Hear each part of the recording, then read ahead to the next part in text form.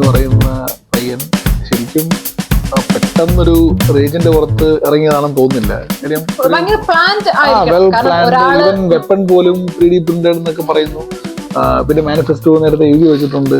അത് മാത്രമല്ല, ഒരു സിഇഒ താമസിക്കുന്ന ലൊക്കേഷൻ, അയാൾ എപ്പം അവിടെ ഇറങ്ങുന്നു എന്നുള്ള ടൈം. അപ്പൊ അതും ഇവരുടെ ഒരു ഇൻവെസ്റ്റിഗേറ്റീവ് ജേർണലിസ്റ്റിന്റെ ഒരു ഇന്റർവ്യൂവിനകത്ത് ഞാൻ പറയുന്നത് കേട്ടു. അതും ഈ സിഇഒ വരുന്നത് കാത്ത് പുള്ളി മണിക്കൂറുകളോടൊന്നും പോയി അവിടെ കാത്തു നിന്നില്ല. He was aware that he will be coming during that time. പിന്നെ പുള്ളി എനിക്ക് തോന്നുന്നു വേറെ ഒരു ഹാമും പുള്ളി ഉദ്ദേശിച്ചില്ല. കാര്യം ഈ സിഇഒ പോകുന്ന സമയത്ത് തന്നെ വേറെയും അതിനുശേഷം വേറെ രണ്ടുപേരാ കൊണ്ട് അതിൽ പോകുന്നുണ്ട്. ആരെയും പുള്ളി വേറെ ആരെ അബദ്ധത്തിൽ പോലും വെടിവെക്കുകയോ രക്ഷപ്പെടുന്നതിനിടയ്ക്ക് ഒന്നും ട്രൈ ചെയ്തിട്ടില്ല അങ്ങനെ. പക്ഷെ ആർക്കും മനസ്സിലാവാത്തൊരു കാര്യം, ഇത്രയും പ്ലാൻ ചെയ്തിട്ട് അയാളുടെ എസ്കേപ്പ് റൂട്ട് മാത്രം എന്തുകൊണ്ട് വെൽ പ്ലാൻ ചെയ്തില്ല എന്നുള്ളത്.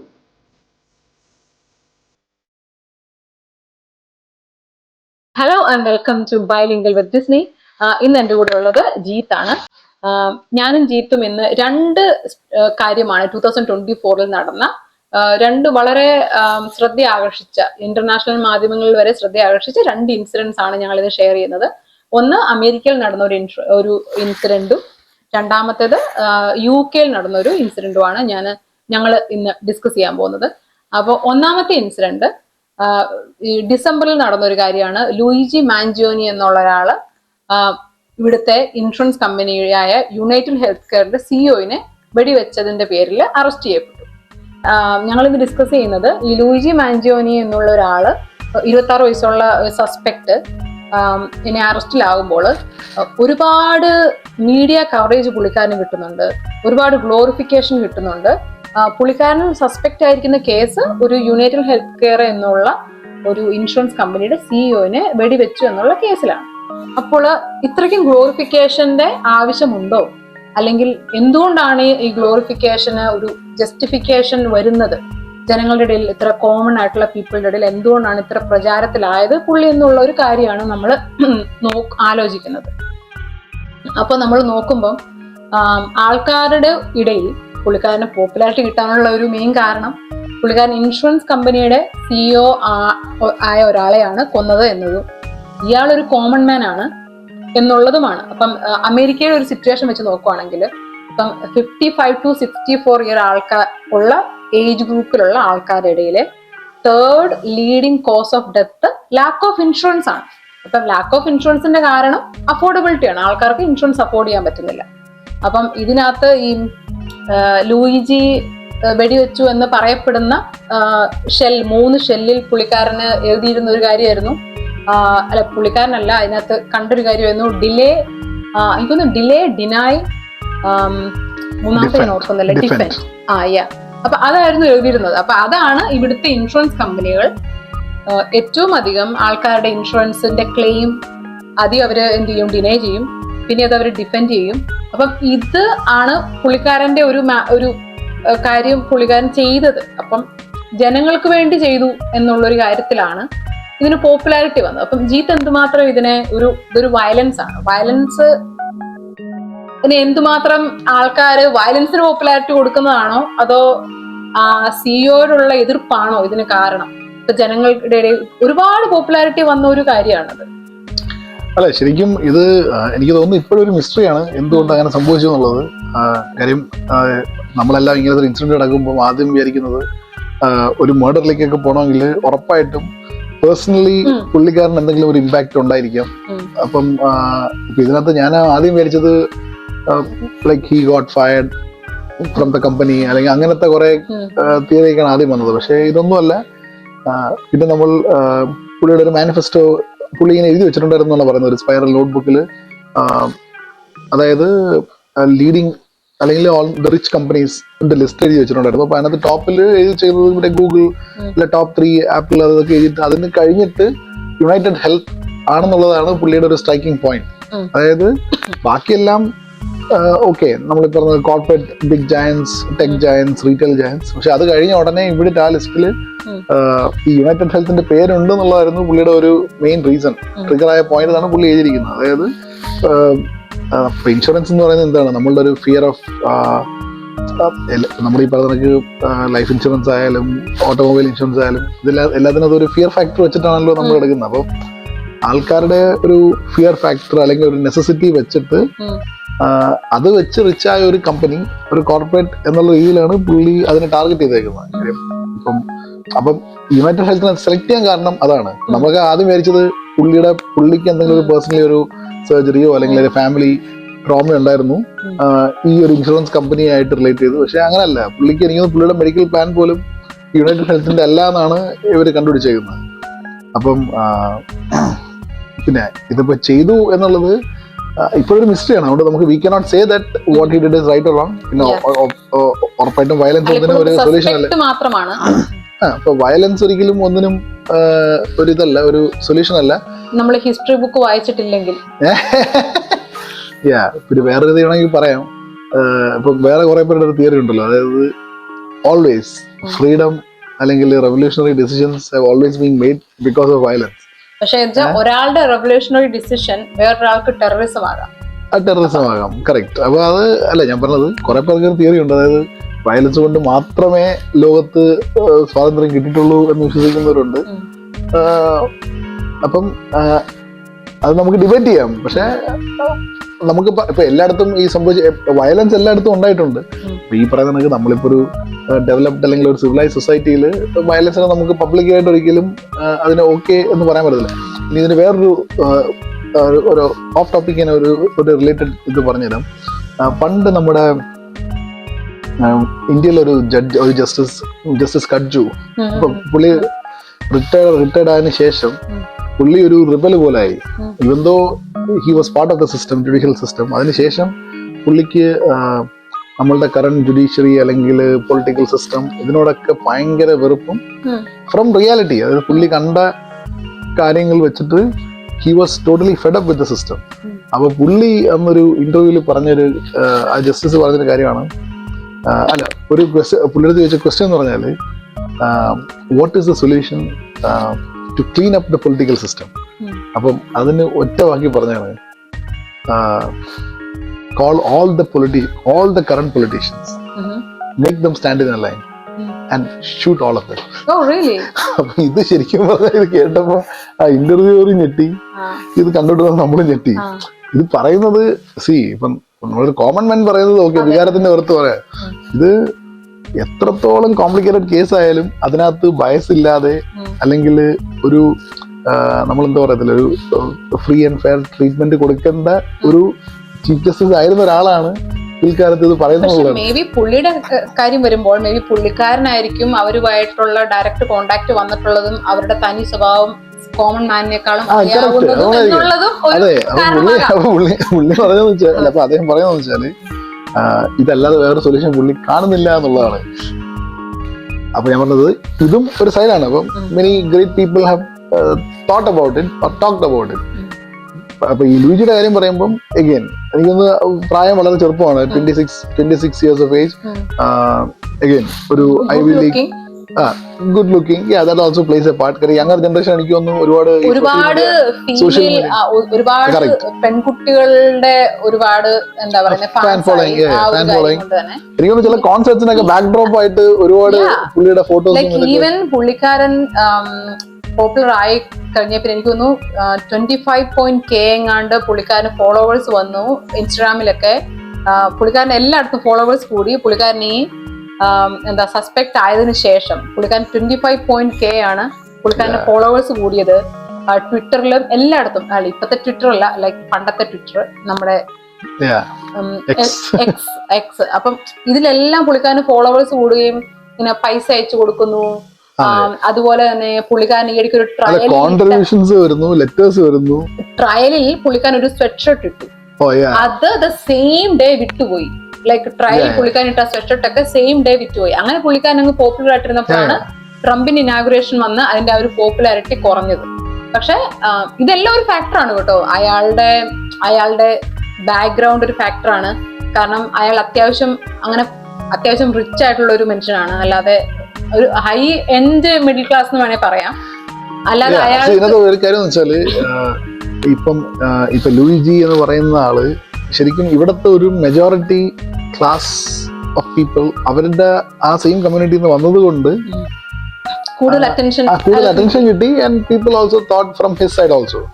കാര്യം ചിലപ്പോൾ അത് പുള്ളി ചിലപ്പോൾ വേറെ റേസോ അല്ലെങ്കിൽ വേറെ ഏതെങ്കിലും കമ്മ്യൂണിറ്റി പെട്ട ആളായിരുന്നെങ്കിൽ I don't think this would have happen. ആൾക്കാർ ചിന്തിക്കുന്നത് വേറൊരു ലൈനിലായിരുന്നു. ഇതിപ്പം അതേ ഇതായതുകൊണ്ട് അവരും ഹി ഈസ് വൺ ഒരുപാട് പേർക്ക് റിലേറ്റ് ചെയ്യാൻ പറ്റി. ഇപ്പോഴൊരു മിസ്റ്ററി ആണ്, നമുക്ക് അറിഞ്ഞൂടാ, വി ഡോണ്ട് നോ. പിന്നെ ഈ പറയുന്ന കണക്ക് എനിക്ക് തോന്നുന്നത് അന്ന് സംഭവിച്ചപ്പം എല്ലാ സിഇഒമാരും ഒരു ഞെട്ടലോടായിരിക്കും കേട്ടത്. ഒരു സിഇഒ ആയിപ്പോയത് ഒരു സിസ്റ്റത്തോട് എതിർപ്പുള്ള ഒരാൾ കൊല്ലേണ്ട കാരണമാണോ എന്ന് വെച്ചാൽ അല്ല. അത് എനിക്ക് തോന്നുന്നു കൂടുതൽ വേറെ കുറെ ആൾക്കാർ, ഒരു കൂട്ടം ആൾക്കാർ ഈ കോമൺ ഫാക്ടർ കണ്ടപ്പോൾ വേറെ കൂട്ടം ആൾക്കാർ കണ്ടത് ഈ ഇൻഷുറൻസ് കമ്പനികളോടുള്ള ആൾക്കാരുടെ പൊതുവായിട്ടുള്ള ഒരു ദേഷ്യം. അപ്പം അത് ഒരാൾ പോയി കൊലപാതകം നടത്തുമ്പോൾ അവർക്ക് ആ ഇൻഷുറൻസ് കമ്പനിയോടുള്ള ദേഷ്യവും കൂടെ നമ്മൾ കണക്കാക്കണം. കാരണം ഒരുപാട് പേര് അമേരിക്കയില്, ഇപ്പൊ യു കെയിലും കാനഡയിലും ഒക്കെ അങ്ങനെയല്ല. യു കെയിലും കാനഡയിലും ഒക്കെ ഹെൽത്ത് കെയർ സിസ്റ്റം ഗവൺമെന്റിന്റെ ആണ്. പക്ഷെ അമേരിക്കയിൽ നമ്മുടെ പ്രൈവറ്റ് ഹെൽത്ത് കെയർ സിസ്റ്റം ആയതുകൊണ്ട് തന്നെ ഒരുപാട് പേര് ഇൻഷുറൻസ് കിട്ടാത്തത് കൊണ്ട് മരിച്ചു പോകുന്നുണ്ട്. ഈവൻ ഈ പറയുന്ന CT സ്കാൻ ഡിനേ ചെയ്യുക, അല്ലെങ്കിൽ സർജറീസ് ഡിനേ ചെയ്യുക, ഇങ്ങനത്തെ മെഡിക്കൽ ട്രീറ്റ്മെന്റ് ഡിനേ ചെയ്യുക, ഇങ്ങനത്തെ കാര്യങ്ങൾ ഡിനേ ചെയ്യുന്നതുകൊണ്ട് യങ് ആയിട്ടുള്ള ഏജിൽ തന്നെ, ഇപ്പൊ ഞാൻ നേരത്തെ പറഞ്ഞ കണക്ക് പ്രകാരം ഈ 55-നും 64-നും വയസ്സിലുള്ള ആൾക്കാര് third leading cause of death അവരുടേത് ഇൻഷുറൻസ് ഇല്ലാത്തതാണ്. അപ്പൊ ഇൻഷുറൻസ് ഇല്ലാത്തവർക്ക് എടുത്തിട്ട് തന്നെ ഈ ഔട്ട് ഓഫ് പോക്കറ്റ്, നമ്മൾ ഔട്ട് ഓഫ് പോക്കറ്റ് എത്ര രൂപ പേ ചെയ്യണം നമുക്കൊരു മെഡിക്കൽ ബില്ല് വന്നാല്, അങ്ങനത്തെ ഒരുപാട് കാര്യങ്ങൾ ഞാൻ പറഞ്ഞു കേട്ടിട്ടുണ്ട്. നമുക്ക് വളരെ സങ്കടം തോന്നുന്ന കാര്യമാണ്. നമുക്ക് ഈ ഏറ്റവും കോമൺ ആയിട്ടുള്ള ഇവിടുത്തെ കോമണേഴ്സിന്റെ കാര്യം പറയുകയാണെങ്കിൽ ഇൻഷുറൻസ് വലിയൊരു ഫാക്ട് വഹിക്കുന്നുണ്ട്. കാരണം നമുക്ക് ഇൻഷുറൻസ്, നമ്മൾ ഹോസ്പിറ്റലിലെ ബില്ല് പേ ചെയ്തില്ലെങ്കിൽ അത് നമ്മളുടെ ക്രെഡിറ്റ് കാർഡ് ഹിസ്റ്ററിനെ അഫക്ട് ചെയ്യും, പിന്നെ നമുക്കത് ജോലിനെ അഫക്ട് ചെയ്യും, എല്ലാത്തിനെയും നമുക്ക് അഫക്ട് ചെയ്യും. അപ്പം നമുക്കൊന്ന് സിക്കായി പോയി കഴിഞ്ഞാല് നമ്മുടെ സാധാരണക്കാരന്റെ ഒരു ജീവിതം മൊത്തം താളം തെറ്റും. അപ്പൊ അതിനിടയ്ക്ക് നമുക്ക് ഇൻഷുറൻസ് കമ്പനിയും കൂടെ ഡിനേ ചെയ്യുവാണെങ്കിൽ അതിനെ ഒരു ഫുൾ ഫാമിലിനെ അത് മാറ്റാം. അപ്പം ഞാൻ അറിഞ്ഞിടത്തോളം ഈ മനുഷ്യൻ CEO ആയതിനു ശേഷം, ഈ കൊലപാതകം ചെയ്യപ്പെട്ട വ്യക്തി CEO ആയതിനു ശേഷം ഡിനയൽ റേറ്റ് കൂടുതലായിരുന്നു. അപ്പൊ അതുപോലെ തന്നെ അത് CEO എന്നുള്ള നിലയിൽ പുള്ളിക്കാരന് നല്ലതാണ്, പുള്ളിക്കാരന്റെ കമ്പനിക്ക് നല്ലതാണ്.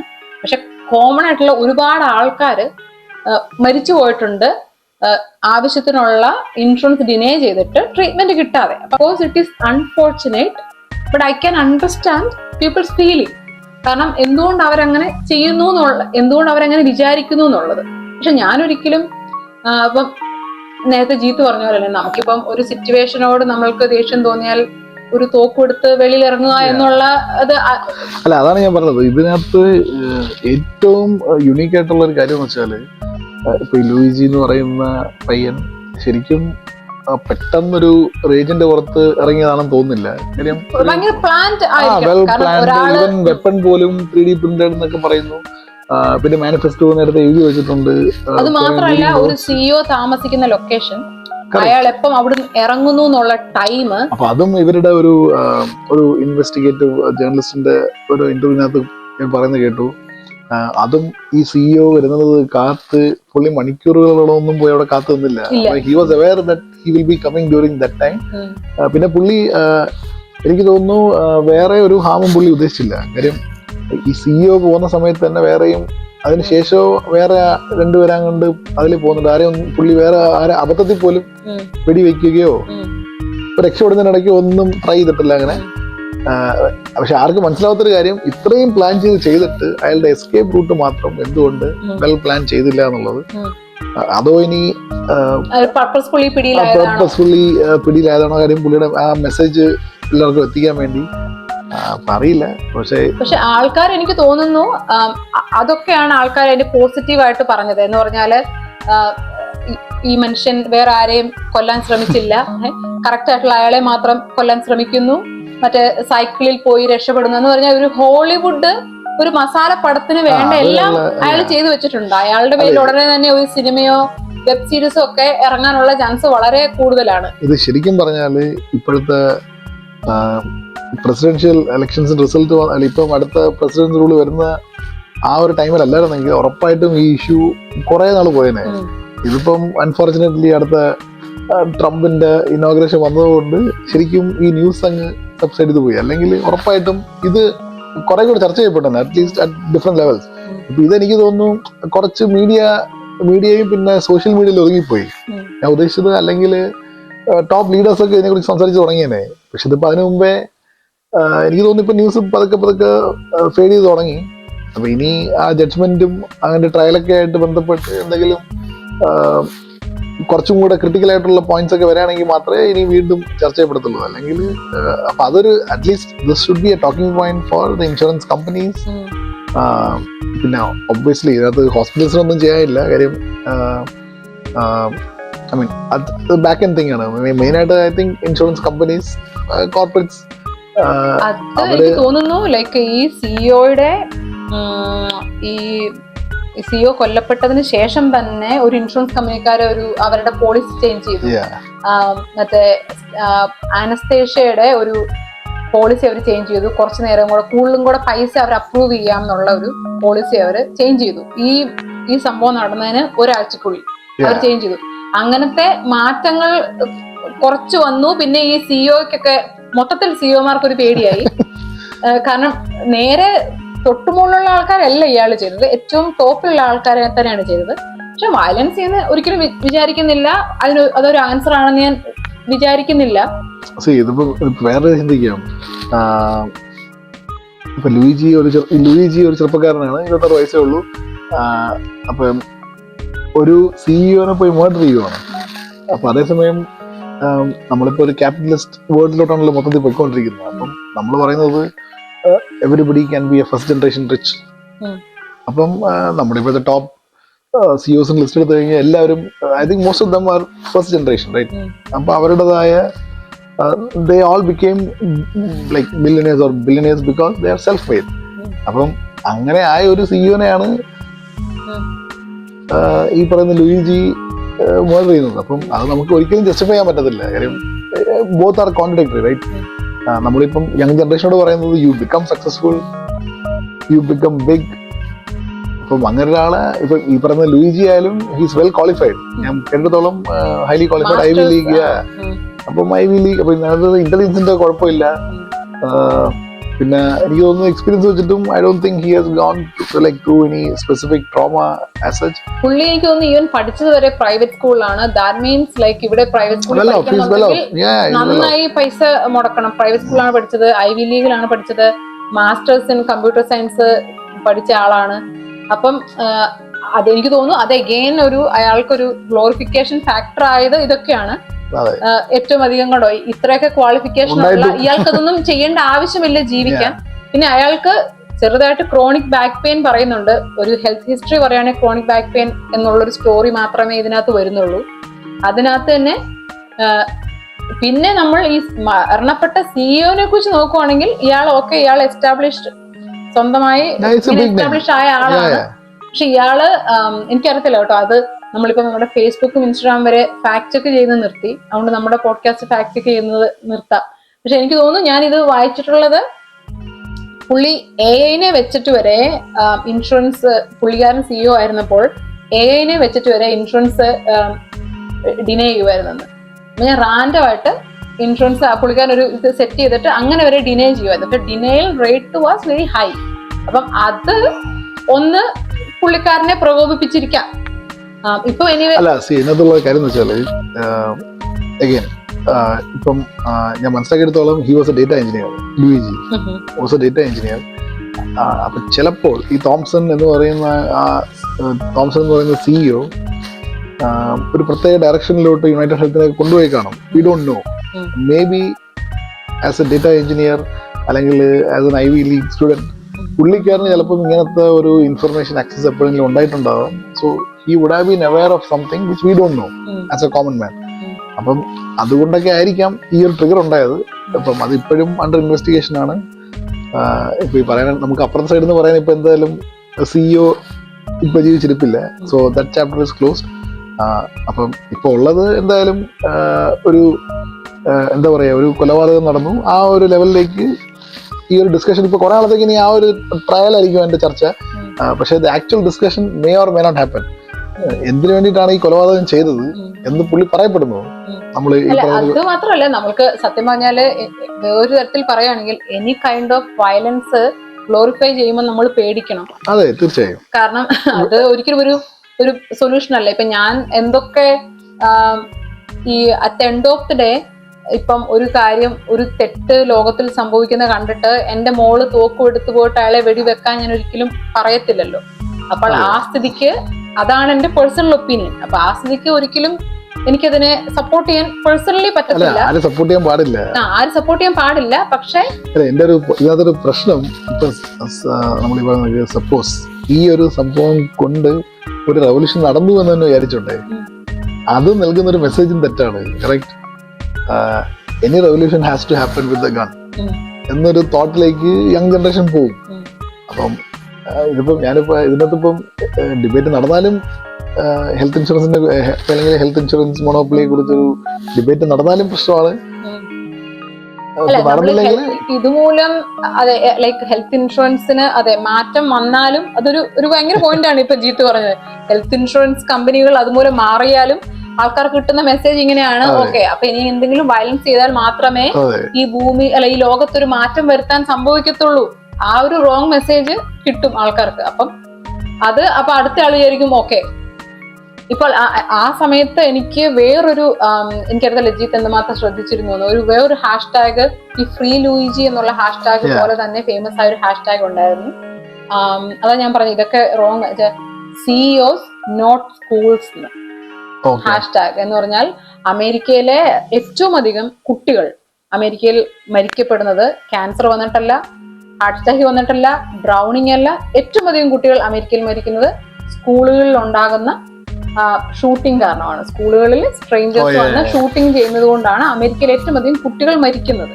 അപ്പം ആ ഒരു സംഭവവുമായി ബന്ധപ്പെട്ട് ഈ ലൂയിജിയുടെ നടന്ന സമയത്ത് ഞങ്ങളുടെ ഒരു ഹാഷ്ടാഗ് ആണ് CEOs നോട്ട് സ്കൂൾസ് എന്ന്. അഥവാ നിങ്ങൾക്ക് വെടിവെക്കണം എന്നുണ്ടെങ്കിൽ പോയി സിഇഒമാരെ വെടിവെക്കൂ, വെറുതെ പാവം കുട്ടികളെ പോയി സ്കൂളിൽ പോയി വെടിവെക്കാതെ എന്ന്. അപ്പോൾ ലൈക്ക് എനിവേ ആരെയും വെടിവെക്കാതിരിക്കട്ടെ, അങ്ങനെ സ്കൂളുകളെ കുട്ടികളെയുമല്ല. പക്ഷെ അത് വേറൊരു കാര്യം കൂടെ ഉണ്ട് ഇതിനകത്ത്. അത് എന്നാ പറയാ, ഇയാൾ എവിടുന്ന് തോക്കുണ്ടാക്കി എന്നുള്ളത്. അയാള് 3D വെച്ചാൽ അതൊരു സമയത്തെ ഒരു ചർച്ചയായിരുന്നു. തോക്ക്, നമ്മൾ അമേരിക്കയിലെ തോക്ക് ഒരു വലിയ സബ്ജക്റ്റ് ആണ്. അപ്പം അത് നിർത്തലാക്കിയാൽ ആൾക്കാർ എന്ത് ചെയ്യും എന്ന് പറഞ്ഞപ്പോൾ എല്ലാവരും പറഞ്ഞുകൊണ്ടിരുന്ന ഒരു കാര്യമാണ് 3D പ്രിന്റ് തോക്കുണ്ടാക്കും. അയാൾ അത് ഉണ്ടാക്കി. അയാൾ ആ അത്രയും കാര്യം വരെ എക്സിക്യൂട്ട് ചെയ്തത് വളരെ പ്രൊഫഷണൽ ആയി. സൈലൻസറും എല്ലാം ഇൻക്ലൂഡ് ചെയ്ത ഡിവൈസ് ആണ് ഉണ്ടാക്കിയത്. അയാൾ രക്ഷപ്പെട്ട രീതിയും എല്ലാം വളരെ പ്രൊഫഷണൽ ആയിട്ട് രക്ഷപ്പെട്ടു. അവസാനം അയാൾ പിടിക്കപ്പെട്ട രീതി മാത്രം വളരെ ശോചനീയമായി പോയി. ആ സമയത്ത് ഒരു ഫണ്ണി സ്റ്റോറി പറയാണ്. അയാൾ പിടിക്കപ്പെട്ടപ്പോൾ ആക്ച്വലി മെക്ഡൊണാൾഡ്സ് അയാളൊരു ബർഗർ കഴിച്ചുകൊണ്ടിരുന്നപ്പോൾ അയാളുടെ മുഖത്തെ മാസ്ക് മാറ്റുകയും ആൾക്കാർക്ക് മനസ്സിലായി മെക്ഡൊണാൾഡ്സിലെ ഒരു എംപ്ലോയി ആണ് വിളിച്ച് പോലീസിനെ വിളിക്കുന്നത്. അതിനുശേഷം ആൾക്കാർക്ക് മനസ്സിലായില്ല ഏത് മെക്ഡൊണാൾഡ്സ് എന്നാ പിടിച്ചതെന്ന്. അൾട്ടോണ പെൻസിൽവാനിയയിലെ മെക്ഡൊണാൾഡ്സ് എന്ന് മാത്രം മനസ്സിലായി. ആ പ്രദേശത്തുള്ള എല്ലാ മെക്ഡൊണാൾഡ്സിനും ആൾക്കാർ പോയിട്ട് നെഗറ്റീവ് റിവ്യൂ കൊടുത്തു. എല്ലാ മെക്ഡൊണാൾഡ്സിന്റെ സ്റ്റാർ 1 സ്റ്റാർ ആക്കി വെറുതെ പോയിട്ട് നെഗറ്റീവ് റിവ്യൂ കൊടുത്തു. അഗെയിൻ അത് വയലൻസിനെ ഗ്ലോറിഫൈ ചെയ്യുവാണ്. അവർ പറയുവാണ് നിങ്ങൾക്ക് അപ്പൊ റിവ്യൂലെ കമന്റ്സ് എല്ലാരും പറഞ്ഞിരിക്കുവാണ്, മെക്ഡൊണാൾഡ്സിലെ എംപ്ലോയീസ് ഈസ് നോട്ട് അവരുടെ ബിസിനസ് അല്ല നോക്കുന്നത്, മറ്റുള്ളവരുടെ ബിസിനസ്സും കൂടെ നോക്കുന്നത്, സ്വന്തം കാര്യം നോക്കി ഇരിക്കാൻ പറയുന്നു എന്ന് പറഞ്ഞിട്ട് കമന്റ് ഇട്ടിട്ട് മെക്ഡൊണാൾഡ്സിന്റെ ആ സ്ഥലത്തുള്ള റിവ്യൂ മൊത്തം അവര് ആൾക്കാർ പോയി വെറുതെ റാൻഡം റിവ്യൂ ഇട്ട് അത് കുറച്ചു. മറ്റേ റിവ്യൂ കുറച്ച് അല്ല സ്റ്റാർ കുറച്ച് 1 സ്റ്റാർ ആക്കിച്ചു. അപ്പം ആ സമയത്തെ ഒരു ജനരോഷമായിരുന്നു ആ സമയത്ത് അതൊക്കെ.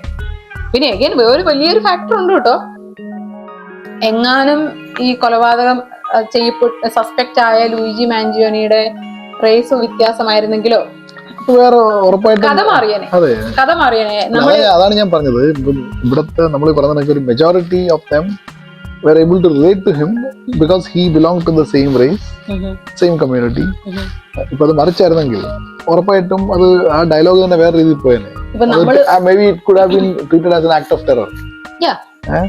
ഒരു ടെററിസ്റ്റ് ആക്ട് ആയിട്ട് മാറിയാണ് ചിലപ്പോ. ഇതിപ്പം ഒരു വയലൻസ് ആയി മാറിയത് തന്നെ ഇയാളുടെ ബാക്കി ബാക്ക്ഗ്രൗണ്ടും എല്ലാം ഇയാളെ അതിനെ ഹെൽപ്പ് ചെയ്തിട്ടുണ്ട് അതിനു വേണ്ടിട്ട് തന്നെ. അപ്പം അതാ പറഞ്ഞു, ഈ പറയുന്നത് നമ്മള് ഇത് ഡിസ്കസും ചെയ്യത്തില്ലായിരുന്നു. Or both belong to the two different sides of the same coin. ഇപ്പൊ ലൂയിജി ആയാലും തോമസൺ ആയാലും. അതുകൊണ്ടാണ് അറ്റ്ലീസ്റ്റ് ലൂയിജിയുടെ കൂടെ നിൽക്കാനും ഒരു വലിയൊരു പോപ്പുലേഷൻ ഉണ്ടായിരുന്നത്. Anyway let the mystery be solved. നമുക്ക് അതിനകത്തൊന്നും ഒപ്പീനിയൻ പറയാനല്ലാതെ we don't know exactly what caused these things, അല്ലെങ്കിൽ ഇത് എന്താണ്. ഇപ്പൊ ട്രയലും ഇൻവെസ്റ്റിഗേഷനൊക്കെ കംപ്ലീറ്റ് ആയതിനു ശേഷം ചിലപ്പോൾ നമ്മൾ ഇപ്പൊ കാണുന്ന ഒരു പിക്ചർ ആയിരിക്കത്തില്ല, ചിലപ്പോൾ വേറെ രീതിയിലായിരിക്കും അത്. ഫ്യൂച്ചറിൽ വല്ല നെറ്റ്ഫ്ലിക്സ് സീരീസോ ഒരു ഹോളിവുഡ് മൂവി ആയിട്ടൊക്കെ ചിലപ്പോൾ വരും. അല്ല, എനിക്ക് ഏകദേശം ഉറപ്പാണ് ഈ പുള്ളിക്കാരന്റെ കഥയിൽ ഒരു ഹോളിവുഡ് മൂവിക്ക് വേണ്ട എല്ലാ സ്പൈസസും ഇവർക്ക്. കാരണം ഒരു ഹീറോ വരുന്നു, തനിയെ ലോകത്തിനെ രക്ഷിക്കുന്ന ഹീറോ ആണല്ലോ, ഒരു അമേരിക്കൻ ഹീറോ, അതാണല്ലോ ഇവരുടെ ഒരു തീം മിക്കവാറും ഹോളിവുഡ് മൂവീസിന്റെ. അതൊക്കെ വരും. പക്ഷെ anyway like I strongly believe, നേരത്തെ നമ്മൾ പറഞ്ഞ പോലെ തന്നെ violence is not the answer. കാര്യം ഇയാള് കാരണം എന്തെങ്കിലും മാറ്റങ്ങൾ വരുന്നത് തന്നെയും റോങ് മെസ്സേജ് ആണ് കൊടുക്കുന്നത്. അൺഫോർച്ചുനേറ്റ്ലി വി ഓൾ വാണ്ട് നല്ലൊരു മാറ്റം ആവശ്യമുണ്ട്, പക്ഷെ ഇത് കാരണം ആവാതിരിക്കട്ടെ. അല്ലാതെ തന്നെ ആൾക്കാർ ലീഗലി പോയിട്ട് അതിനൊരു മാറ്റം വരുത്തട്ടെ. അപ്പം എനിക്ക് തോന്നുന്നു നമ്മൾ അങ്ങനത്തെ ലീഗലി നേരായ മാർഗത്തിൽ പോയി ചെയ്യപ്പെട്ട കാര്യങ്ങളായിരിക്കണം നമ്മൾ സക്സസ് സ്റ്റോറീസ് ആയിട്ട് ആക്ച്വലി നമ്മൾ പറയേണ്ടത്, അല്ലെങ്കിൽ മീഡിയ ഒക്കെ ഗ്ലോറിഫൈ ചെയ്യേണ്ടത്. അല്ലാതെ നമ്മൾ എന്താ പറയുന്നത്, ഇങ്ങനത്തെ കാര്യങ്ങൾ ഗ്ലോറിഫൈ ചെയ്യുമ്പോൾ നമ്മൾ ഇൻഡയറക്ട്ലി നമ്മൾ ഒരു റോങ് ആയിട്ടുള്ളൊരു തോക്കെടുത്താലേ മാറ്റം സംഭവിക്കൂ എന്ന് തോന്നൽ ഒരിക്കലും വരാൻ പാടില്ല. അതെ, അതൊരു റോങ് മെസ്സേജ് ആണ്. നമ്മൾ ഒരിക്കലും അതേ പറഞ്ഞേ. ഇപ്പൊ ഞാൻ ഒരു മെസ്സേജ് പറയുമ്പോൾ ഞാൻ എന്റെ മോളത് ചെയ്യാൻ ആഗ്രഹിക്കാത്തൊരു കാര്യമാണെങ്കിൽ അതൊരു റോങ് മെസ്സേജ് തന്നെയാണ് നമ്മൾ കൊടുക്കുന്നത്. അപ്പോൾ ഇതിന്റെ മിസ്റ്ററി അതുപോലെ തന്നെ സോൾവ് ചെയ്യട്ടെ. അയാൾ ഇപ്പോഴും സസ്പെക്ട് ആയി തന്നെയാണ് തുടരുന്നത്, അയാള് കുറ്റക്കാരനാണ് വിധിച്ചിട്ടില്ല. പക്ഷെ എനിവേ നമ്മളുടെ മെസ്സേജ് ഇത് like violence is never an answer. രണ്ടാമത്തെ ടോപ്പിക്ക് ഞങ്ങൾ ഡിസ്കസ് ചെയ്യുന്നത് UK 2024 ജൂലൈയിൽ നടന്ന ഒരു ഇൻസിഡന്റ് ആണ്. അത് ആ സമയത്ത് ഒത്തിരി ഇതുപോലെ തന്നെ ഞങ്ങൾ ആദ്യം പറഞ്ഞ ഇൻസിഡന്റ് പോലെ തന്നെ ഒത്തിരി ജനശ്രദ്ധ ആകർഷിച്ച ഒരു ഇൻസിഡന്റ് ആയിരുന്നു അത്. ജൂലൈയില് 3 കുട്ടികളെ അൺഫോർച്ചുനേറ്റ്ലി ഒരാള് ഒരു സ്റ്റാബിങ് ഇൻസിഡന്റ് ഉണ്ടാവുകയും ഒരു ഡാൻസിങ് സ്കൂളിൽ ഒരു സ്റ്റാബിങ് ഇൻസിഡന്റ് ഉണ്ടാവുകയും അതോടുകൂടി ഈ പോലീസ് ഇതാരാണ് അറ്റാക്ക് ചെയ്ത ആളുടെ, പോലീസ് അയാളെ പിടിച്ചു, പക്ഷെ അറ്റാക്ക് ചെയ്ത ആളുടെ വിവരങ്ങൾ അയാൾ മൈനർ ആയതുകൊണ്ട് വെളിപ്പെടുത്തിയില്ല. അപ്പം ജനങ്ങൾക്ക് ഒരു മിസ് ഇൻഫർമേഷൻ വന്നു. ഒരു പൊതുവെ ഒരു ആന്റി ഇമിഗ്രന്റ് പ്ലസ് ഇസ്ലാമോഫോബിയ കാരണം ജനങ്ങൾ മിസ് ഇൻഫർമേഷൻ വന്നു ജനങ്ങൾക്ക്, ഇതൊരു മുസ്ലിം ആയിട്ടുള്ള ആളാണ് ചെയ്തതെന്ന്. അതിനോടനുബന്ധിച്ച് ഒരു കലാപം അവിടെ പൊട്ടിപ്പുറപ്പെട്ടു. UK വളരെ ഒരുപാട് പേരെ അറസ്റ്റൊക്കെ ചെയ്തു. ആ സമയത്ത് ഒരു 400-500 ഒരു മോസ്കിലാണ് ഈ കലാപം ആദ്യം ഉണ്ടായത്. പിന്നെ പല പല സ്ഥലങ്ങളിൽ ഈ കലാപം കണ്ടിന്യൂ ചെയ്തു. പിന്നെയാണ് പോലീസ് വെളിപ്പെടുത്തിയത് അല്ല, അയാൾ ഒരു UK സിറ്റിസൺ ആണ്. അപ്പൊ അതിന്റെ കൂടുതൽ വിവരങ്ങൾ വെളിപ്പെടുത്തപ്പം ഈ കലാപം അടങ്ങുകയാണ് ചെയ്തത്. പക്ഷെ ഒരുപാട് കോൺസ്പിറസി തിയറികൾ വന്നു ആ സമയത്ത്. ഒരുപാട് പേര് ഇതിനെ ആഹ്വാനം ചെയ്തു. സോഷ്യൽ മീഡിയ ഒന്നും ആവശ്യത്തിന് ഇതിനെ, ആ സമയത്ത് സോഷ്യൽ മീഡിയ ഒക്കെ ഇതിനെ നിർത്താനായിട്ടുള്ള നടപടികളൊന്നും എടുത്തില്ല. അപ്പം ഈ ഒരു ഇൻസിഡന്റ് ഉണ്ടാകാൻ തന്നെ കാരണം ആൾക്കാരുടെ ഒരു കാര്യം സംഭവിക്കുമ്പോൾ പെട്ടെന്ന് ഇത്രയും ജനങ്ങൾ ഒരുമിച്ച് കൂടണം എന്നുണ്ടെങ്കിൽ ആൾക്കാരുടെ ഉള്ളിലുള്ള ആ ഒരു ഭയം, അല്ലെങ്കിൽ ആ സമയത്തുള്ള എത്രയും നാളും അവരുടെ ഉള്ളിലുണ്ടായിരുന്ന ഭയം അപ്പൊ വെളിയിൽ വന്നു എന്ന് വേണം നമ്മൾ പറയാൻ. അല്ലാതെ അന്ന് പെട്ടെന്നൊരു ദിവസം അത് വന്നതല്ല, അത്രയും നാളും ആൾക്കാരുടെ ഉള്ളിൽ ഇത് ഉണ്ടായിരുന്നു. അപ്പം ഈ ഒരു ഇൻസിഡന്റ് നടന്നപ്പോൾ അവരത് പെട്ടെന്ന് ഒരു കലാപമായി മാറുകയും പിന്നെ ഈ കൊലപാതകം ചെയ്തയാള്, ഈ 3 കുട്ടികളെ കൊല ചെയ്തയാളുടെ ഐഡന്റിറ്റി വെളിവായപ്പോൾ അയാളൊരു മുസ്ലിം അല്ല എന്ന് കണ്ടപ്പോൾ ആ കലാപം അടങ്ങുകയും ചെയ്തു. അപ്പം അതൊരു ഇപ്പൊ നമ്മൾ ഒരുപാട് നേരിടുന്ന ഒരു പ്രശ്നമാണ്. ഒരു പർട്ടിക്കുലർ റിലീജിയൻ, അത് ഏത് റിലീജിയൻ ആയാലും നമ്മൾ അങ്ങനെ ഒരു സംശയത്തോടു കൂടി ഒരാളെ കാണുക എന്നുള്ളത് നമ്മൾ ഒരുപാട് കാലങ്ങളായിട്ട് നേരിടുന്ന ഒരു അവസ്ഥയാണ് ഇപ്പോഴും. അത് ഒരു ഞാൻ എപ്പോഴും ബിലീവ് ചെയ്യുന്ന ഒരു കൺസെപ്റ്റ് ഉണ്ട്, ഗ്ലോബൽ സിറ്റിസൺസ് എന്നുള്ള ഒരു കൺസെപ്റ്റ്, അല്ലെങ്കിൽ നമ്മളെല്ലാം ഹ്യൂമൻസ് ആണെന്നുള്ള ഒരു കൺസെപ്റ്റ്, ഒരു ബേസിക് കൺസെപ്റ്റിലാണ് നമ്മളെല്ലാം ജീവിക്കുന്നത് അല്ലെ. എപ്പോഴും നമ്മളെ ഈ സോഷ്യൽ മീഡിയയുടെ ഇൻഫ്ലുവൻസോ എന്തോ അതിൽ നിന്ന് നമ്മളെ മാറ്റുന്നു. അപ്പം ജീത്തിന് ഇങ്ങനത്തെ ഇൻസിഡൻസ് ഒക്കെ കാണുമ്പോൾ എന്താണ് ജീത്തിന് തോന്നുന്ന ഒരു എന്താണ് ഒരു കാഴ്ചപ്പാട്? അല്ല, ഇത് പറഞ്ഞപ്പോ ഇതിനു മുമ്പ് നമ്മുടെ US തന്നെ 2017 ഒരു ഇൻസിഡന്റ് ഉണ്ടായിരുന്നു. ഒരു സ്ഥലം എനിക്കൊന്ന് ഷാർലറ്റ്സ്വില്ലാന്ന് തോന്നുന്നു. അപ്പം അവിടെ വെച്ചിട്ട് ഇതുപോലെ ഒരു അമേരിക്കൻ ഒരു കാർ എടുത്തു പോയി, എനിക്ക് തോന്നുന്നു 35 പേരെ ഇഞ്ചേർഡ് ആക്കി, ഒരാൾ മരിക്കുകയൊക്കെ ചെയ്തിരുന്നു. അപ്പൊ അന്ന് ഒരു ഇറ്റ് ഇസ് ക്ലിയർലി ഒരു ആക്ട് ഓഫ് ടെറർ. അപ്പൊ അന്ന് എനിക്ക് തോന്നുന്നു അന്ന് ലോക്കലി മേയേഴ്സും അവരെല്ലാവരും ഇതിനെ ശരിക്കും പറഞ്ഞാൽ ഒരു ടെററിസ്റ്റ് ആക്ട് ആയിട്ടാണ് അവർ പ്രൊക്ലെയിം ചെയ്തത്. പക്ഷെ അന്ന് ഇതൊരു നാഷണൽ ലെവൽ ചർച്ചയായ സമയത്ത് എനിക്ക് തോന്നുന്നു പ്രസിഡന്റിന്റെ പ്രസ് കോൺഫറൻസിലൊക്കെ റിപ്പോർട്ടേഴ്സ് ചോദിച്ചപ്പോൾ ഇതൊരു ആക്ട് ഓഫ് ടെറർ ആണെന്ന് വെച്ചപ്പോൾ it's an act of violence എന്നാണ് പറഞ്ഞത്. ഇതൊരു ആക്ട് ഓഫ് ടെറർ അല്ലെങ്കിൽ ടെററിസ്റ്റ് ആക്ട് എന്നുള്ളൊരു വാക്ക് യൂസ് ചെയ്യാൻ അപ്പം കറന്റ് പ്രസിഡന്റ്, അപ്പൊ അന്നും ഇപ്പോഴത്തെ പ്രസിഡന്റ് ആയിരുന്നു, അന്ന് 2017 ഉണ്ടായിരുന്നു. അപ്പൊ പക്ഷെ പ്രസിഡന്റ് ട്രംപ് അന്ന് ആ വേർഡ് ഉപയോഗിച്ചില്ല. ദ റീസൺ വാസ് ഈ കാർ അറ്റാക്ക് നടത്തിയ ആള് ഇവിടുത്തെ ഒരു മെജോറിറ്റി കമ്മ്യൂണിറ്റി പെട്ട ആളായിരുന്നു, ഒരു US വൈറ്റ് മെയിലായിരുന്നു. അപ്പം ഈ പറഞ്ഞ റീസൺ തന്നെയാണ്, അതായത് നമ്മള് ചില കമ്മ്യൂണിറ്റി പെട്ട ആൾക്കാർ ചെയ്യുമ്പോൾ മാത്രം അതൊരു ആക്ട് ഓഫ് ടെററിസം ആവുകയും അല്ലാത്തവർ ചെയ്യുമ്പം അതിന് വേറൊരു ആംഗിളിലാണ് കാണുന്നത്. ഇപ്പം നമ്മൾ നേരത്തെ പറഞ്ഞ ഇപ്പം UK എനിക്ക് തോന്നുന്നു അത് ഓൾറെഡി കുറെ വർഷങ്ങൾ കൊണ്ട് എനിക്ക് തോന്നുന്നു ഇപ്പം എസ്പെഷ്യലി ലണ്ടൻ, അപ്പൊ അവിടുത്തെ മേയർ ഇലക്ഷനിലൊക്കെ തന്നെ ഒരു സ്പെസിഫിക് പോപ്പുലേഷൻ, ഒരു സ്പെസിഫിക് റിലിജന്റെ പോപ്പുലേഷൻ മെജോറിറ്റി ആയി. I think it's more than 50% ആവും. അപ്പം അത് കാരണം അവിടുത്തെ ഇലക്ഷൻസിനെയൊക്കെ അപ്പോൾ അത് ബാധിക്കാറുണ്ട്. അപ്പൊ അതൊക്കെ കൊണ്ട് ആൾക്കാരുടെ മനസ്സിൽ ഒരു ജനറലൈസ്ഡ് ഫോബി ഉണ്ടായിരിക്കാം. ഇതിനു മുമ്പ് നടന്ന ചില ടെററിസ്റ്റ് അറ്റാക്കിന്റെ ഒക്കെ എല്ലാം കൂടി ഇന്റർ കണക്ട് ചെയ്ത് they try to connect the dots. അപ്പം അത് വെച്ച് ജനറലൈസ് ചെയ്തതുകൊണ്ട് ശരിക്കും ഒരു particular religion is being targeted forever. അപ്പം അതിന്റെ ഒരു എക്സാമ്പിൾ ആണ് ഇപ്പൊ ഈ കണ്ടത്. അപ്പം അതെങ്ങനെ മാറും എന്ന് വെച്ചാൽ ഇപ്പൊ ഞാൻ പറഞ്ഞത് ഈ ഒരു സംഭവം തന്നെ കാണിക്കുന്നത് it clearly shows that somebody doesn't have to be from a particular religion or from a specific race to do such deadly acts, right? അപ്പൊ ഇത് ഇപ്പൊ കണ്ടു എന്ന് വെച്ച് നമ്മളെല്ലാം കൂടെ പോയിട്ട് ഒരു UK ലോക്കൽസ് എല്ലാം ഇങ്ങനെയാണ് എന്നാരും പോർട്രേ ചെയ്യുന്നില്ല ഇപ്പോഴും, റൈറ്റ്? അപ്പം അതുപോലെ തന്നെയുള്ള ഇൻസിഡന്റ് ആണല്ലോ നമ്മുടെ ഇപ്പോഴത്തെ പ്രസിഡന്റ് ട്രംപ് ഇതിനു മുമ്പ് ഇലക്ഷൻ പ്രചാരണത്തിനിടയിൽ പുള്ളിക്കാരനെതിരെ ഒരു ബുള്ളറ്റ് ഒരാള് ഷൂട്ട് ചെയ്തു പുള്ളിക്കാരനെ. ചെവിയുടെ സൈഡിൽ കൂടെ പോയി എന്ന് പറയുന്ന ആ ഷൂട്ട് ചെയ്തത് ഡയറക്റ്റ് ആയിട്ട് പുള്ളിക്കാരനെ ഷൂട്ട് ചെയ്യാൻ അറ്റംപ്റ്റ് ചെയ്തതാണ്. അതും അതിന്റെ ഐഡന്റിറ്റി വന്നപ്പോൾ പുള്ളിക്കാരൻ ഒരു വൈറ്റ് മെൻ ആയതുകൊണ്ട് മാത്രം അത് ആക്ട് ഓഫ് ടെററിസം ഒന്നുമല്ല, അത് ആക്ട് ഓഫ് വയലൻസ് ആണ്. So the way we portrait അല്ലെ, അത് ഒരു വയലൻസ് മാത്രമായി മാറിയത്. അതൊന്ന് ആലോചിച്ച് നോക്കണം, ഒരു പ്രസിഡൻഷ്യൽ കാൻഡിഡേറ്റിനെയാണ് ഷൂട്ട് ചെയ്യാൻ ശ്രമിച്ചത്. അപ്പോൾ ആ സെയിം സിറ്റുവേഷൻ ഒരു റേസ് ആയിരുന്നെങ്കിലും അങ്ങനെ ആയിരിക്കുമായിരുന്നില്ല എന്ത് ചെയ്യുന്നത്. അതൊരു വലിയൊരു സിവിലിയൻ ഒരു കലാപമായി മാറിയേനെ. പക്ഷെ അതിന്റെ ഐഡന്റിറ്റി വെളിയിൽ വന്നപ്പോൾ അഗൈൻ അത് ഒരു ചെറിയ എല്ലാരും ഒന്ന് കണ്ടു, ഓക്കെ തീർന്നു, അത്രേ ഉള്ളൂ. അത്രയും ചെറിയതായിട്ട് വന്നു. പക്ഷെ അതൊരു അൺഫോർച്ചുനേറ്റ് ഉള്ള ഒരു കാര്യമാണ്. ഇതേ സംഭവമാണ് നമ്മുടെ ഇപ്പൊ ഇന്ത്യയിൽ പോലും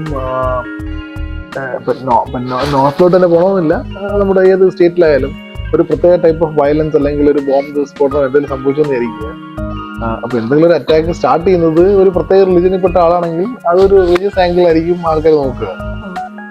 ഇപ്പൊ ഞാൻ നോക്കിയിട്ടത് ഒരു global phenomenon at least for the past 2-3 decades. അപ്പൊ അതൊക്കെ മാറി വരട്ടെ. അല്ല, അതുപോലെ തന്നെ ഈവൻ നമ്മുടെ January 6th വാഷിംഗ്ടൺ DC ഉണ്ടായ അറ്റാക്കും അഗൈൻ ആ അറ്റാക്ക് തന്നെ ഒത്തിരി പേര് വെളിയിൽ നിന്നുള്ള ആൾക്കാരെ കണ്ടപ്പോൾ ആൾക്കാർക്ക് ഞെട്ടലായിരുന്നു. കാരണം അമേരിക്കയിലെ വാഷിംഗ്ടൺ DC January 6th ഒരു അറ്റാക്ക് വന്നു, അതൊരു ഞെട്ടലായിട്ടുള്ളൊരു കാര്യമായിരുന്നു. പക്ഷെ വെളിയിൽ നിന്നുള്ള ആൾക്കാരൊക്കെ വിചാരിച്ചു ഇതൊക്കെ സമ്മതിച്ചു കൊടുത്തല്ലോ എന്ന്. പക്ഷെ അത് അങ്ങനെ അത്രയും വരെ പോവാനുള്ള കാരണം തന്നെ നമുക്കെല്ലാം അറിയാം, അത് വേറൊരു റേസോ ആയിരുന്നെങ്കിൽ അത്രയും വരെ എത്തത്തില്ലായിരുന്നു. പക്ഷെ അത്രയും വരെ എത്തി, ഒന്നും സംഭവിച്ചില്ല. ഇപ്പൊ തന്നെ പ്രസിഡന്റ് കയറി ആദ്യം തന്നെ ചെയ്ത കാര്യം അന്നത്തെ സംഭവത്തിൽ അറസ്റ്റിലായ എല്ലാവർക്കും പാർഡൺ ചെയ്തു, എല്ലാവരെയും വെറുതെ വിട്ടു. അതാണ് പുള്ളിക്കാരൻ ചെയ്ത ഫസ്റ്റ് കാര്യം തന്നെ. അല്ല, എനിക്ക് തോന്നുന്നത് ശരിക്കും റിലിജൻ ഒന്നും കമ്മ്യൂണിറ്റി എന്നല്ല, ഇൻ ജനറൽ വേൾഡിൽ എവിടെ എടുത്താലും ഒരു മെജോറിറ്റി പോപ്പുലേഷൻ ചിന്തിക്കുന്നതിന്റെ പ്രശ്നമാണ്. ഇപ്പൊ നമ്മൾ UK കേസ് എടുത്താലും that is what the majority thought, like it is an act of terror and it is done by someone from a specific community. ഇപ്പൊ US ഇൻസ്ട്രക്ഷൻ എടുത്താലും അത് ഇവിടുത്തെ ഒരു മൈനോറിറ്റി ഗ്രൂപ്പാണ് ചെയ്തിരുന്നതെങ്കിൽ it would have been different and ഉറപ്പായിട്ടും guns would have been fired. അത് വേറൊരു രീതിയിൽ പോയനെ. ഒരിക്കലും ഒരു ക്യാപിറ്റൽ ബിൽഡിങ്ങിനകത്തൊന്നും കയറാൻ പോകുന്നില്ല. ഇപ്പം ഞാനിപ്പോ ഇന്ത്യ പോട്ടെ, നമ്മുടെ കേരളത്തിലെ എക്സാമ്പിൾ എടുക്കുക. അപ്പൊ കേരളത്തിലാണെങ്കിലും ഇടയ്ക്ക് ഒരു ടൈം ഉണ്ടായിരുന്നു, ഇപ്പം അധികം ന്യൂസ് കേൾക്കുന്നില്ല, പക്ഷെ കുറച്ചാൾ മുന്നേ വരെ ഒരുപാട് ക്രൈം നടക്കുമ്പോൾ അതിന്റെ പിന്നില് നമ്മുടെ നാട്ടിൽ വർക്ക് ചെയ്യാൻ വരുന്ന ലേബർ ക്ലാസ് ആയിരുന്നു. അപ്പൊ അവർ കൂടുതലും ബംഗാളിൽ നിന്നാവാം, അല്ലെങ്കിൽ മറ്റേ ഒഡീഷ, അങ്ങനെ പല സ്റ്റേറ്റിൽ നിന്നൊക്കെ ആയിരുന്നു. അപ്പം എന്ത് ക്രൈം വന്നാലും ആളെ കണ്ടുപിടിക്കുന്നതിന് മുമ്പേ തന്നെ അവരുടെ പേരിൽ കുറ്റം ചേർത്തുക, അതായത് അവരാണ് ഇതിന്റെ പിന്നിൽ. പക്ഷെ അവസാനം തപ്പി വരുമ്പോൾ ചിലപ്പോൾ അവരാണോന്നില്ല. പിന്നെ അല്ല ഞാൻ പറഞ്ഞത്, അപ്പൊ അത് എല്ലായിടത്തും സംഭവിക്കുന്ന ഒരു കാര്യമാണ്. അതായത് ഹൗ ദ മെജോറിറ്റി തിങ്ക്. നമുക്കിപ്പോൾ മെജോറിറ്റി ആൾക്കാർക്ക് ഒരു പ്രത്യേക മൈനോറിറ്റിയെ കുറിച്ച് വേറൊരു രീതിയിൽ തോട്ട് ഉണ്ടെങ്കിൽ, നെഗറ്റീവ് തോട്ട് ഉണ്ടെങ്കിൽ, ഇപ്പൊ എന്ത് നെഗറ്റീവ് വന്നാലും അവരുമായിട്ട് ടാഗ് ചെയ്യാന്നുള്ളത്. അപ്പൊ അതിന്റെ ഒരു ലാർജ് സ്കെയിൽ പ്രതിഫലനമാണ് ഈ റയോട്ട്സിലോട്ടൊക്കെ പോകുന്നത് എല്ലാ സ്ഥലത്തും. അത് ആക്ച്വലി നമ്മളുടെ ചിന്തകളാണ് വലുതാവേണ്ടത്. കാരണം ഇപ്പം എന്റെ പേഴ്സണൽ എക്സ്പീരിയൻസ് പറയുകയാണെങ്കിൽ, കേരളത്തിൽ നിന്ന് ഞാൻ ഡൽഹിയിൽ ജോലി ചെയ്തത്, ഞാൻ ഡൽഹിയിലാണ്. അപ്പം ഞാൻ കൂടെ ജോലി ചെയ്ത ഒരുപാട് പേരും നോർത്ത് ഇന്ത്യൻസ് ആയിരുന്നു. അപ്പോൾ അവരെന്നെ അക്സെപ്റ്റ് ചെയ്യത്തില്ലായിരുന്നു. നമ്മൾ മദ്രാസികളാണ്. ഒരു ഇന്ത്യയിൽ തന്നെ ഒരു ഇന്ത്യക്കാരിയായ എനിക്ക് ഒരു അക്സെപ്റ്റൻസ് കിട്ടുന്നില്ല. കാരണം അപ്പം നമ്മളെ മദ്രാസിന്ന് വിളിക്കും. നമുക്ക് ഭാഗ്യത്തിന് എനിക്ക് ഹിന്ദി നന്നായിട്ട് അറിയാമായിരുന്നു. അപ്പൊ ഹിന്ദി അറിയത്തില്ലാത്ത മലയാളികളുടെ കാര്യം ആദ്യത്തെ കുറച്ച് നാള് നല്ല പരിതാപകരമാണ്. നല്ല ബുള്ളിങ് നേരിടും നമുക്ക്. പിന്നെ നമുക്ക് കിട്ടുന്ന അസൈൻമെന്റ് കൂടുതൽ പാടുള്ള അസൈൻമെന്റ് ആയിരിക്കും. നമ്മളെ ഡയറക്റ്റ്ലിയോ ഇൻഡയറക്റ്റ്ലിയോ ഒരു ഇന്ത്യയിൽ ഒരു ഇന്ത്യക്കാർ നേരിടുന്ന ബുള്ളിങ് ആണ് ഞാൻ പറയുന്നത്. അപ്പം നമ്മൾ അതിൽ നിന്ന് വെളിയില് വേറൊരു രാജ്യത്ത് വരുമ്പം നമ്മൾ പിന്നെ ആരായി? വേറെ രാജ്യക്കാരിയായി മാറി.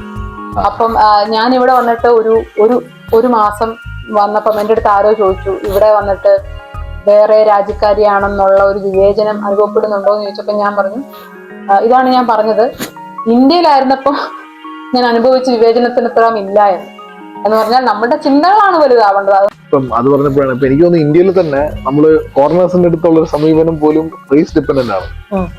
റൈറ്റ്. ഇപ്പൊ നമ്മള് സായിപ്പ് എന്ന് പറയുന്നത് പോലും ഒരു വ്യക്തിയുടെ റേസ് വെച്ചിട്ടാണ് നമ്മൾ വിളിക്കുന്നത്. അപ്പൊ അയാളുടെ സ്കിൻ കളർ വേറെ ആണെങ്കിൽ നമ്മൾ അയാളെ സായിപ്പ് എന്ന് എനിക്ക് തോന്നുന്നില്ല, അയാളെ സായിപ്പ് എന്ന് വിളിക്കുമെന്ന് എനിക്ക് ഡൗട്ട് ഉണ്ട്. അപ്പം ഇപ്പം നമ്മുടെ ഇന്ത്യയിലാണെങ്കിൽ എനിക്ക് തോന്നുന്നു ഡൽഹിയിലൊക്കെ ഇടയ്ക്ക് ഒരു ഇഷ്യൂ ഉണ്ടായിരുന്നു. ഈ നൈജീരിയൻസിനെതിരെ റേസിസം ഭയങ്കര കൂടുതലായിരുന്നു. നൈജീരിയൻ വരുന്ന സ്റ്റുഡൻസിനൊക്കെ ബസ്സിലൊക്കെ പോകുമ്പോഴായാലും, അതായത് ബസ്സിൽ പോകുമ്പോൾ കംപ്ലീറ്റ് സ്ട്രേഞ്ചേഴ്സ് ആണ്, അവരായിട്ട് യാതൊരു പരിചയമില്ല. എന്നാൽ പോലും അവരെ കളിയാക്കുക, അവരുടെ മുടിന്റെ സ്റ്റൈലിനെ വെച്ച് കളിയാക്കുക. അപ്പം ഇതെല്ലാം പോട്ടെ, നമ്മുടെ നാട്ടിലെ നോർത്ത് ഈസ്റ്റ് സ്റ്റേറ്റ്സ് നമ്മുടെ ഇന്ത്യയുടെ ഒരു മെയിൻ പാർട്ടാണ്.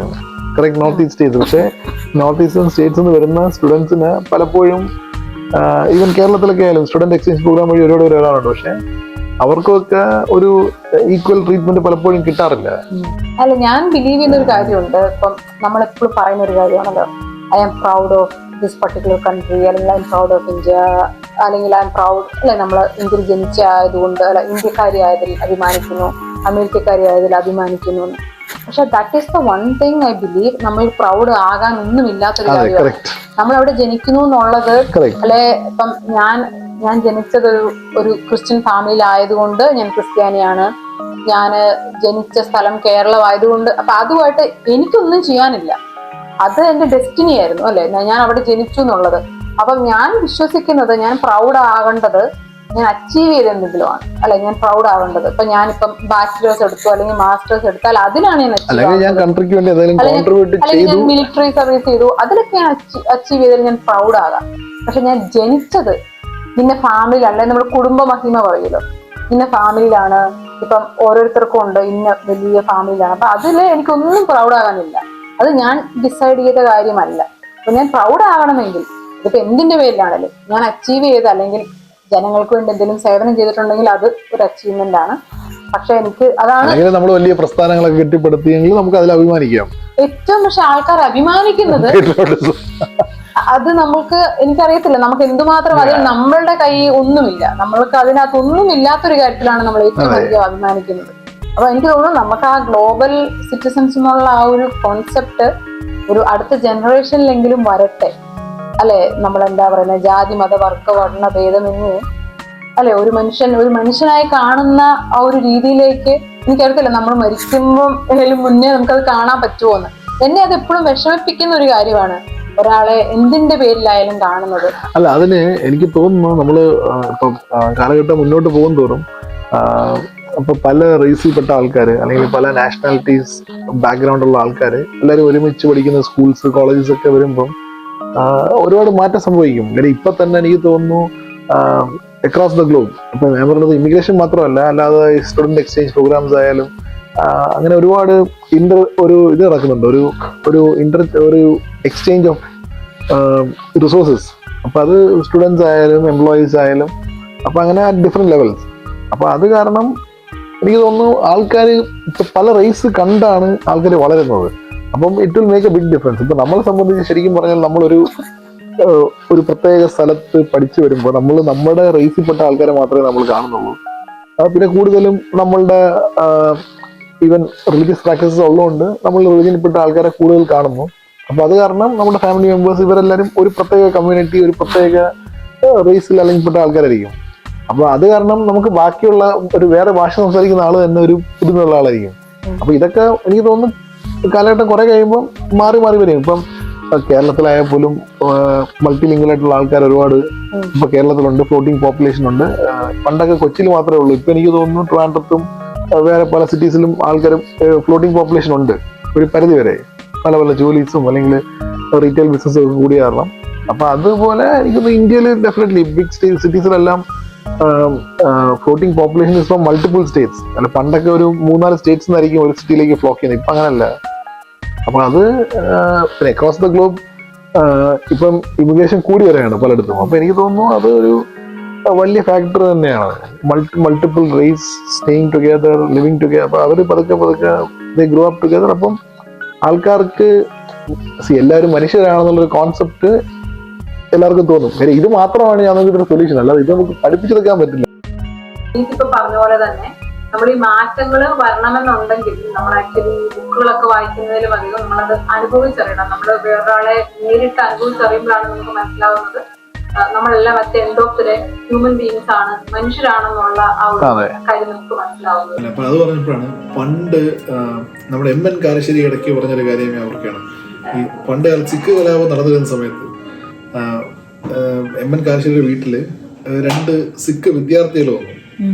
അപ്പം എനിക്ക് തോന്നുന്നു പുള്ളിയുടെ അടുത്ത് അതെനിക്ക് പുള്ളിയുടെ മകനോ ചെറുമക്കളോ ആരോ എന്ന് അറിയത്തില്ല, ആ കുട്ടി വന്ന് എം എൻ കാരശ്ശേരി പറയണം കാണാനായിട്ട് 2 സിഖ് തീവ്രവാദികൾ വന്നിരിക്കുന്നു. പുള്ളി പിടിച്ചു.